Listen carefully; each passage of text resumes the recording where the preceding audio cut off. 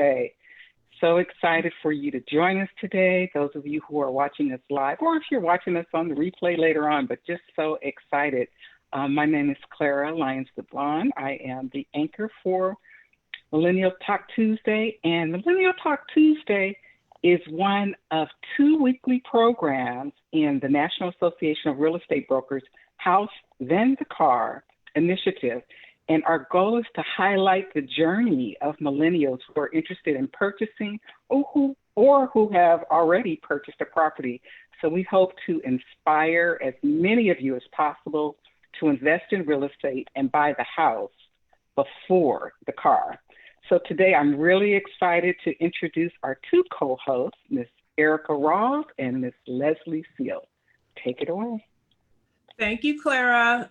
We're both excited to be here. I'm Erica Rawls. I am a realtor, is also a realtor in Central Pennsylvania area. And I'm excited to co-host and have a co-host, Leslie, to talk to our first millennial on our platform, and also with Sasha. So I want to have Leslie introduce herself, and then we'll go into Dominique. We'll have you introduce yourself as our millennial host, okay, or guest. Thank you so much, Erica. My name is Leslie Ann Seal. I'm a realtist and realtor from Halo Realty in New Jersey. So my specialty is investment properties, but I work with sellers, buyers, renters. If you need a place to live, I handle it. But I'm so excited to be here as a co-host for Millennial Talk Tuesday and to have such a wonderful millennial, Dominique, here with her realtor, Sasha. So if you ladies would like to introduce yourselves, starting with Sasha. I can start. Thank you, Ms. Leslie. So my name is Sasha Alley, and I'm a realtist and a realtor here in Monterey County, California. And I have my lovely guest, Dominique. You can introduce yourself, Ms. Dominique. Yes. My name is Dominique Davis. I am from Seaside, California, and this is the area in which I live in Monterey County. And I am glad to be here. I am recently married, a few years now, and we have been on the journey to get to home ownership. And so I'm excited to be here today to talk about that journey. That's awesome and a great segue. So let's talk about your journey. So when did you know it was the right time for you to begin to look at owning a home? Walk us through that process. I think that I've always known that I wanted to own a home and to become a home ownership. I almost became a home ownership very, very early when I first got out of college, but couldn't take the leap. And then when I got married, my husband and I knew we always wanted to eventually be able to own a home. But as you know, in California, the cost of living is very high. Mm-hmm. And so you have to prepare yourself very early in order to be able to achieve that. And so it's always been a goal of ours. And so what we've been doing is just working on our ability to be able to get to that point. And we're getting much closer. And so we're excited where we're at right now and look forward to the steps coming up soon. And I think a lot of the fear has to do with the initial, who do I call? So then how did you actually meet Sasha? Can you tell us about that experience? Sure. Well, I actually met Sasha. Well, she first met my mom through the park and her kids and my daughter. And then we became friends, and her being a realtor and knowing so much in that field, and then me being native to the area in which she lives in now, we were able to share our knowledge, and I was able to kind of pick her brain about the whole process, way before we were even having serious discussions about home ownership.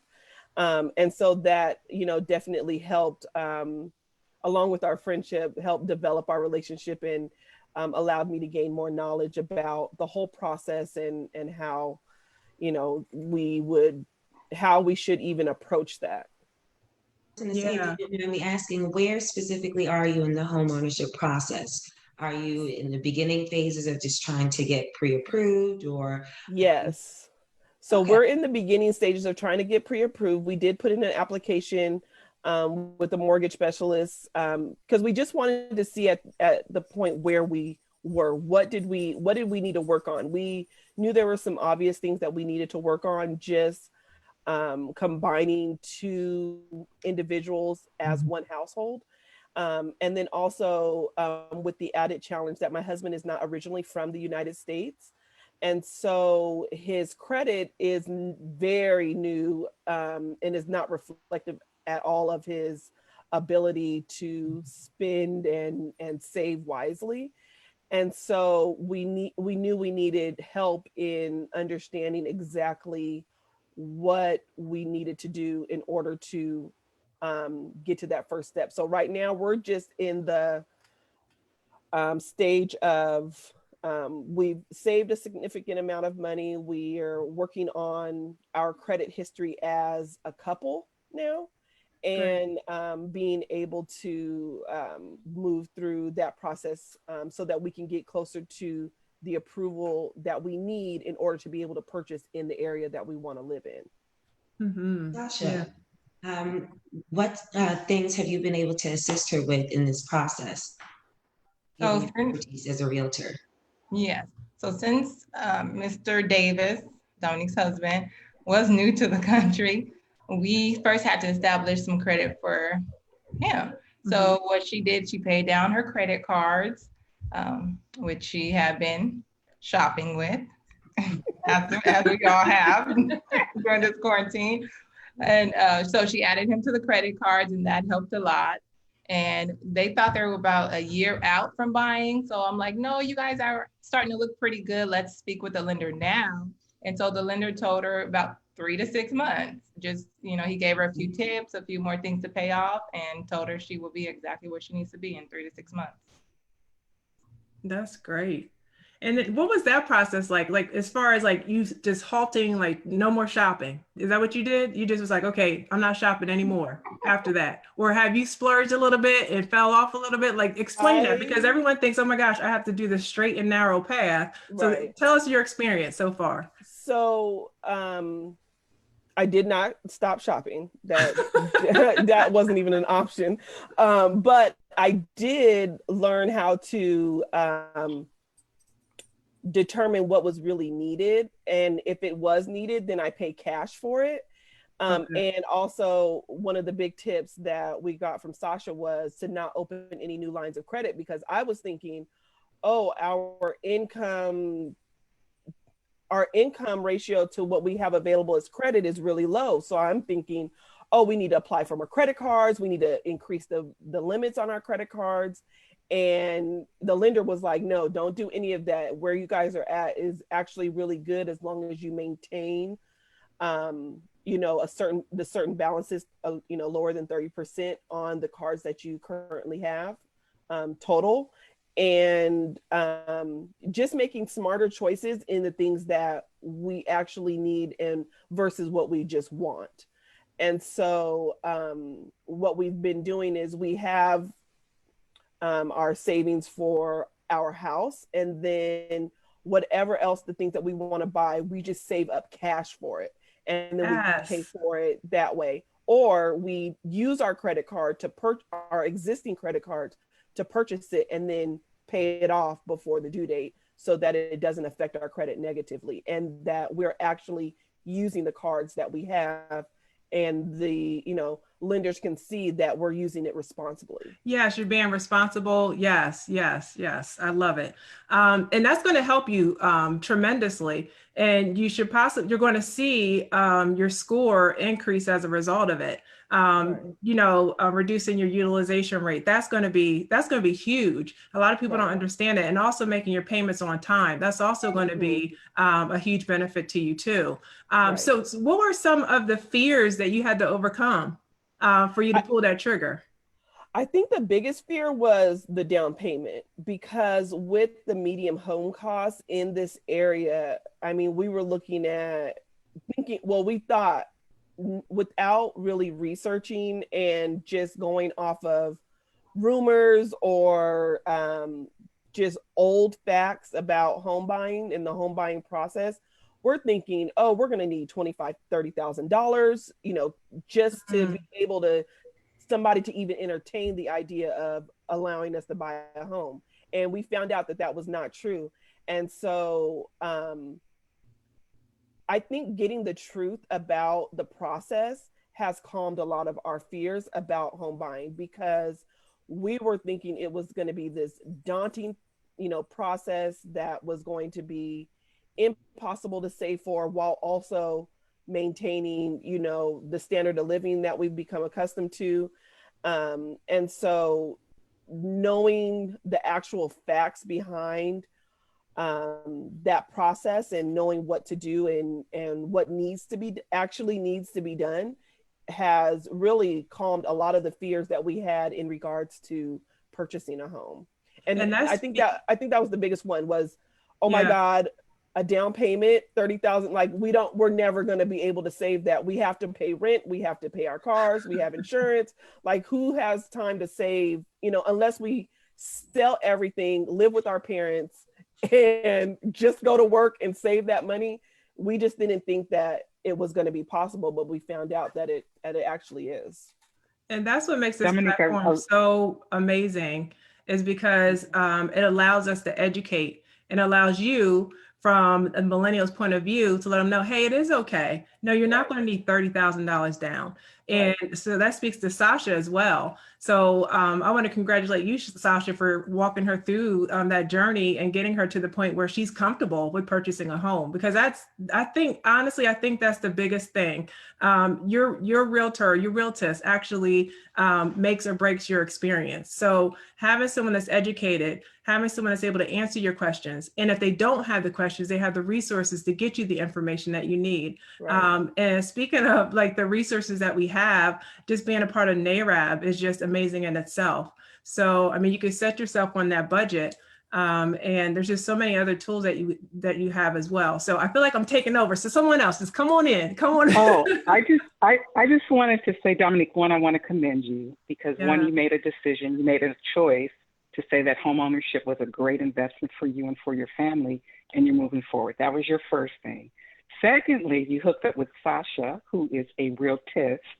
And for those of you who are watching who don't know, a realtist is a real estate professional who is a member of the National Association of Real Estate Brokers. And this entire platform, House Then the Car, is part of that network. So if you go onto the House Then the Car website, you talked about down payment being one of those barriers that you were struggling with. And that's one that a lot of people say, wow, where am I going to get the money? But if you go on the House Then the Car website, there is a link there, a resource where you can put in the property address where you're looking, or you can put in the zip code where you're looking, and it will tell you all of the down payment assistance programs that are available to you. Wow. That is a huge resource. Yeah. So definitely check it out. It's housethenthecar.com is the website. Go under the resource tab, and you can find that information there.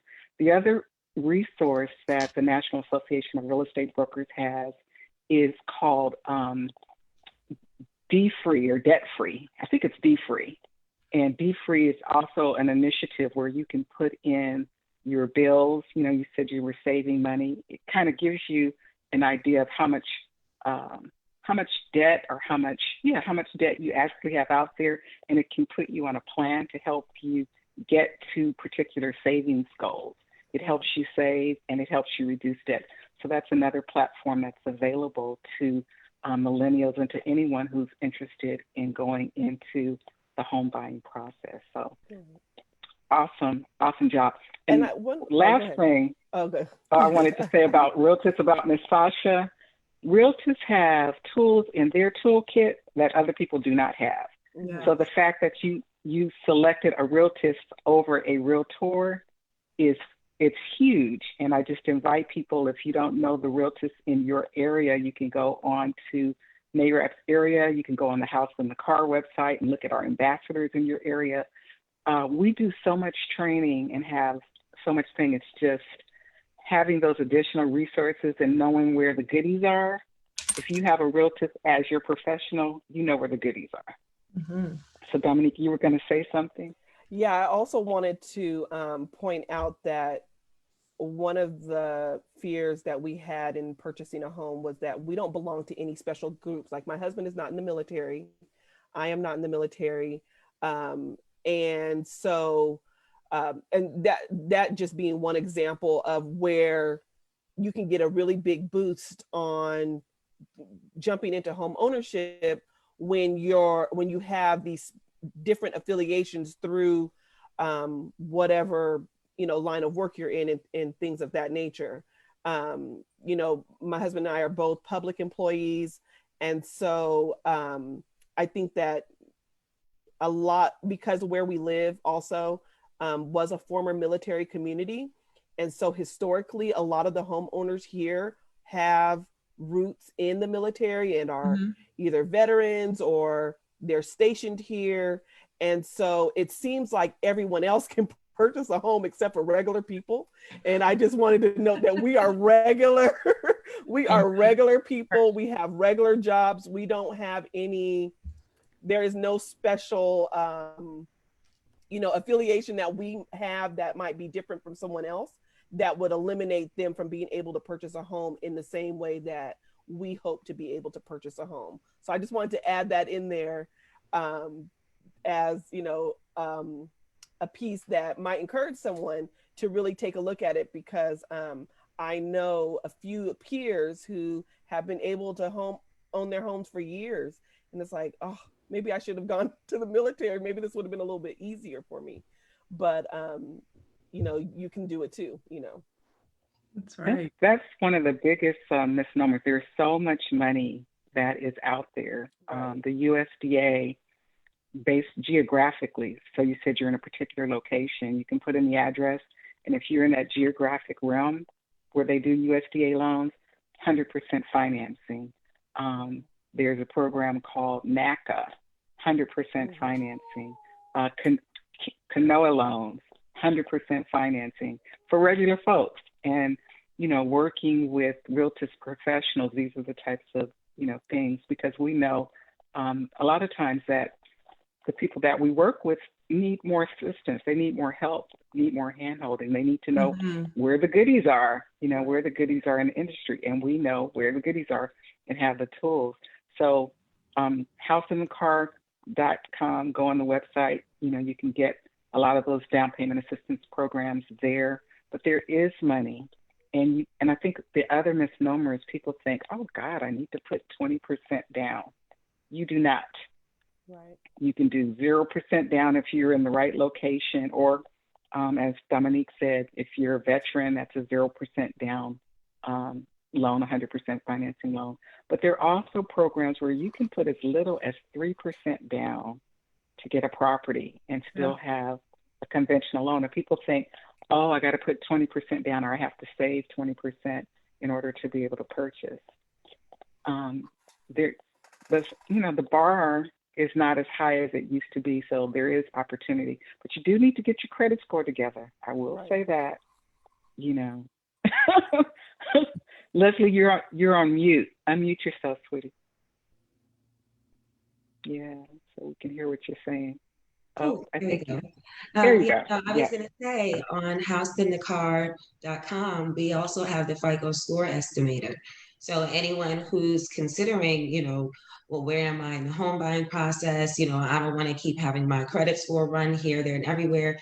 You can literally go on the website and get a better idea of where you are and what you need to do, and kind of use both hand in hand to see how much do I need to save, how much do I need to work on my credit, whether it's just building it because you don't have any, or if it's paying down because you have bills. So it's just very important to be able to connect with a realtist, preferably over a realtor, just because these goodies are excellent. And like Dominique said, she was in a situation where she was thinking she was a year off from home ownership, and come to find out it's 3 to 6 months. Think about what could have happened financially in that time. You're stressing and struggling, you got holidays, and now you're in a position where you can literally look at homes because you know the ballpark of what you're going to be able to spend, and it can use it as inspiration rather than just a kind of hope and wondering without any real details. Yeah, yeah. Have you guys started to look at homes or, because I know that's Yes, exciting. that's the fun part. And you know what? We actually, as we started looking at homes, we were able to determine the type of home that we wanted, we and how we wanted to pursue home ownership. And so I always assumed, single family home. That's what we're looking for. Um, but my husband expressed some interest in um, being able to just to start in home ownership and then move that into just owning, multiple properties. And so we had talked about, maybe we start off in a condo and then go to a single family home. And so we've been narrowing down exactly what it is that we'll be looking for. So we've looked at both. We've looked at condos and we've looked at single family homes to kind of get a feel of just what his style is, what my style is, and what we think our style will be as a family, and how, and considering what our life plan is in regards to once we get into a home, what do we want our life to look like in 3 to 5 years? And does that mean that we need to be in a condo? Does that mean that we need to be in a single family home? And how is the work done once we get into that home? Or is there going to still be things that we need to work on financially if we want to take it a step further in being able to own properties that we can rent and things of that nature as well? Well, have you all considered the possibility of purchasing a multi-unit property first?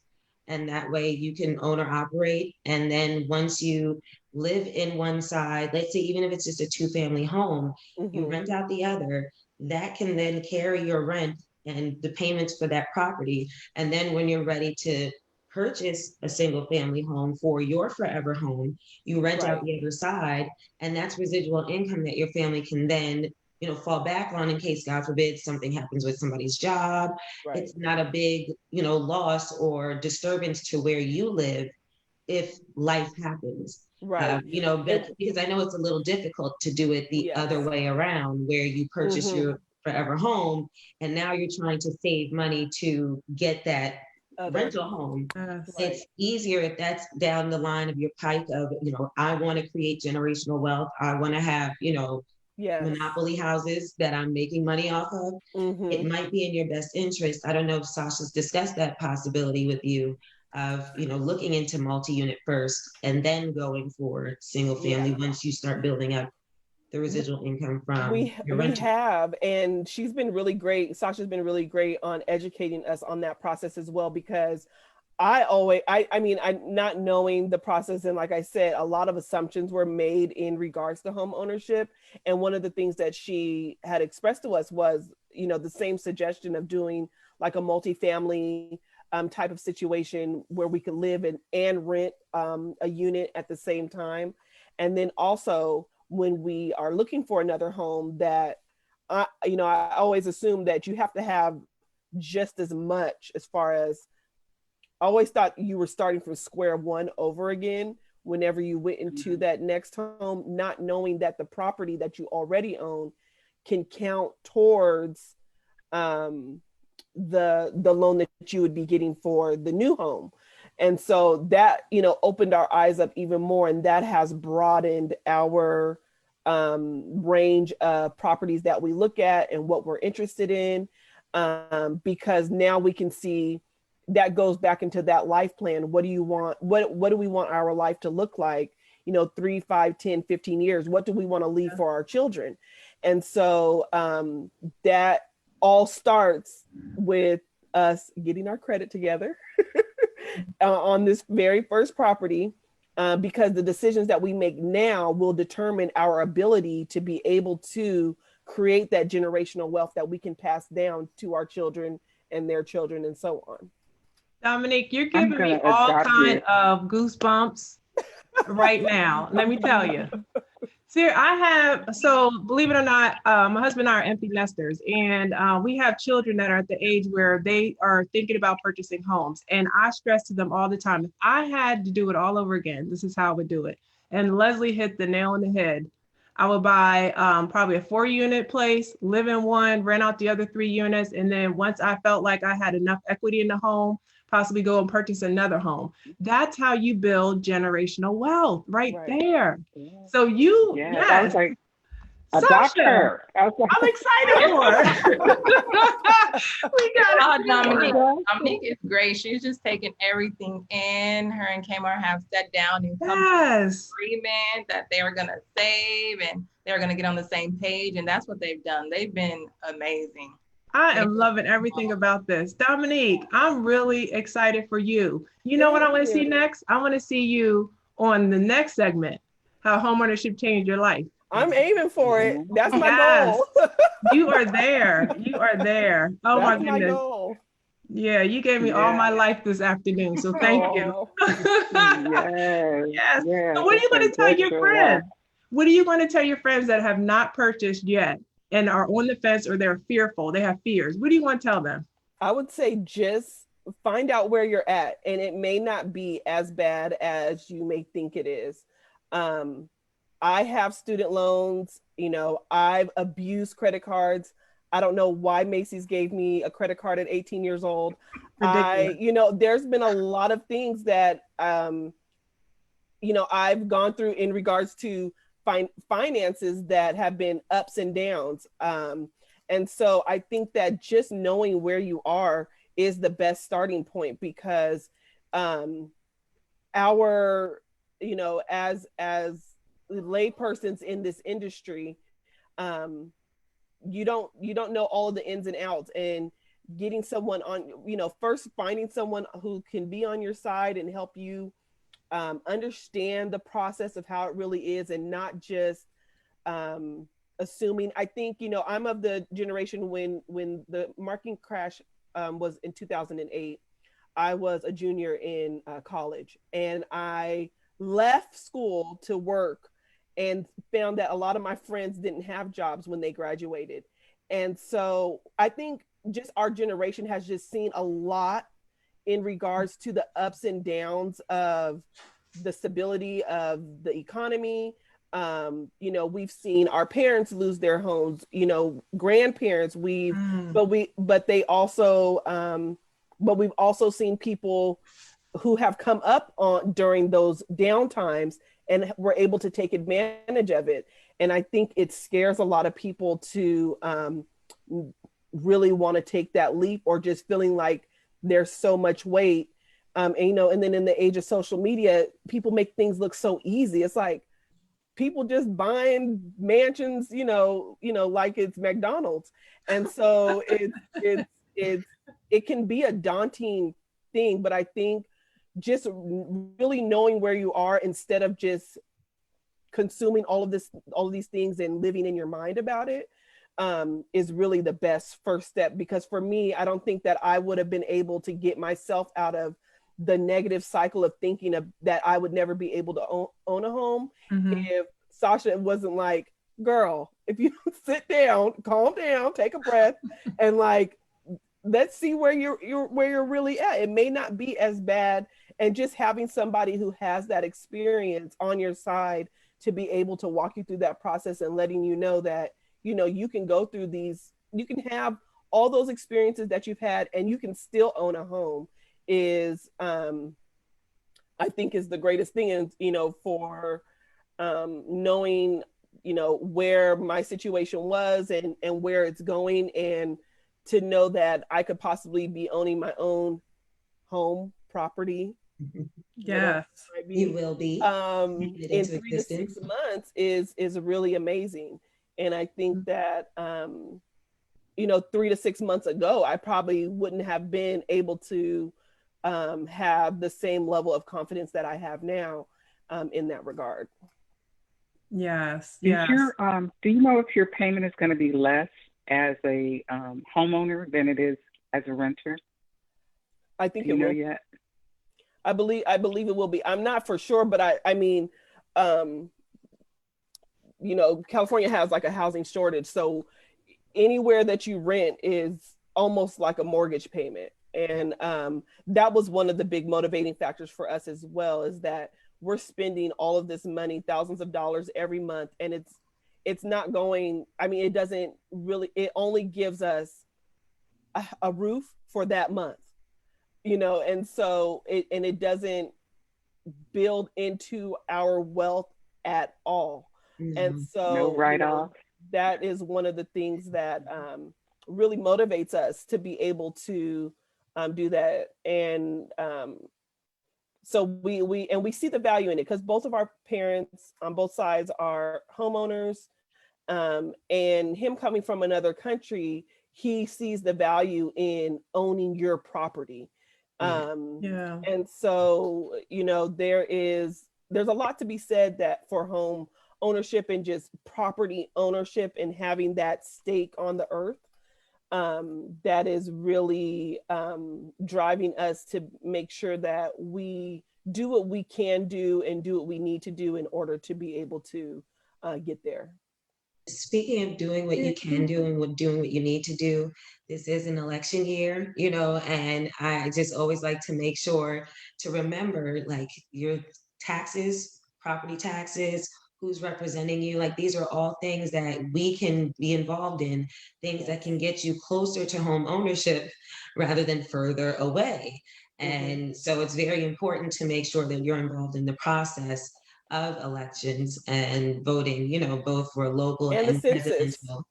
Yes, and this year Yeah. especially, this year especially, but because it does make a difference, it really does. And these are the details that we don't tend to think about, especially millennials.